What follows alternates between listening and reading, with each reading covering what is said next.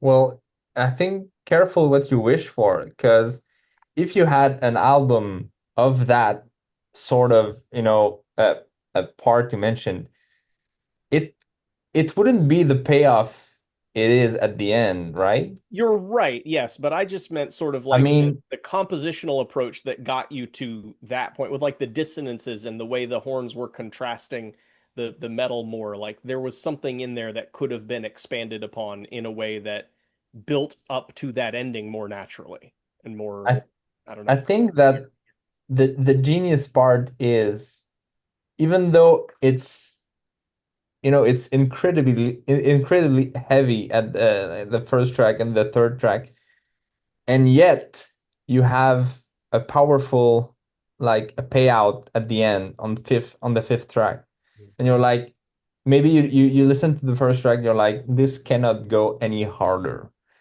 and Mhm. on third track it goes harder, and you're like, okay, this cannot go any harder, but then at the end it goes harder, and you're like, hell I, yeah. I do think that my initial reaction of like my initial reaction was, well, that song was so good it overshadowed the rest of the album. And then I listened a couple more times. I was like, well, maybe it gave me more appreciation for what Chris was doing on the album building up to it. Some of my criticism still stands, but it definitely like led me into like understanding his compositional philosophy a little more.